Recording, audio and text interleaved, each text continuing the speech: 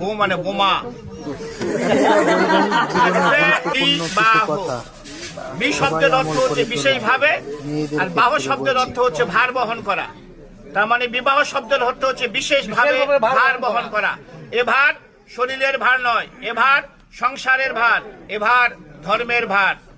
আজ থেকে সে তোমার সহধর্মিনী। সহধর্মিনী কাহাকে বলে? যে স্ত্রী তার স্বামীকে ধর্মের পথে নিয়ে আসে সে হয় সহধর্মিনী।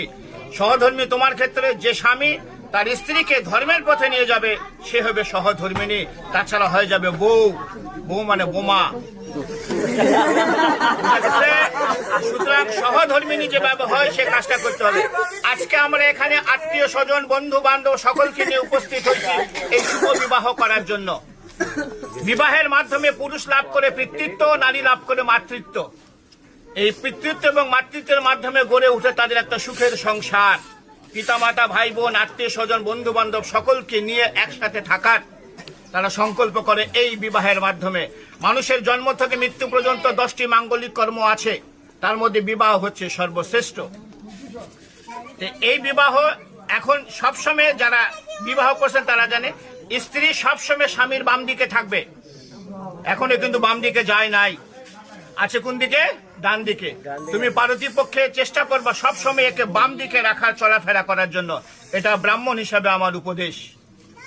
কেন বাম দিকে রাখলে আমার মতন একজন ব্রাহ্মণ দেখলে মনে করবে এটা তোমার স্ত্রী। ডান দিকে রাখলে আমি ভাবি বোন, অন্য কিছু মনে করতে পারি। যেখানে সম্ভব সেখানে এই কাজটা করতে হবে, সম্ভব যেখানে নয় সেখানে করার দরকার নাই। তাহলে ঘটনা হলে এ তোমাকে বাম দিকে যাবে, কিন্তু শাস্ত্রের বিধান অনুসারে 7টি শর্ত আছে, যাকে বলা হচ্ছে সপ্তপদীর 7টা শর্ত। সহজ কথায় সপ্ত বচন। তো এই ধর্ম, এই শাস্ত্রের কথা জানে না। আমি এর পক্ষ হয়ে আমি এই কথাগুলো এতগুলো লোকের সামনে তোমাকে বলবো। তুমি রাজি থাকলে হ্যাঁ বলবা। হ্যাঁ অবশ্যই বলতে হবে, বিয়ে করতে চলে আসছি সে, তাহলে সে তোমার বাম দিকে যাবে। তোর ভয়ের কিছু নাই, তোমারও 5টা শর্ত আছে। তখন তোমার 5টা শর্ত এ যদি মেনে নেয় তখন তুমি একে বাম দিকে নেবে, তাছাড়া নেওয়ার দরকার নাই। এখানে প্রশ্ন আসতে পারে যে এর 7টা ওর 5টা কেন? প্রশ্ন আসতে পারে। নারী হচ্ছে শক্তি। একটা পুরুষের জীবনে নারী হচ্ছে শক্তি। যে পুরুষের জীবনে নারী থাকবে না সে পুরুষের জীবনে কোনো শক্তি নাই। তুমি পূর্ব দিকে তাকিয়ে দেখো, লক্ষ্মী নারায়ণ, রাধা কৃষ্ণ, পার্বতী, শিব, এরা সবাই প্লিজ, এরা সবাই হচ্ছে নারীকে নিয়ে চলছে। নারী হচ্ছে শক্তি, মায়ের জাত। এই জন্য আমরা এনাদেরকে সম্মান করি বলে এদেরকে সবসময় উপরের দিকে রাখি।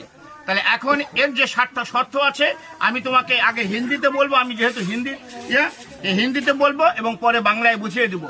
তুমি রাজি থাকলে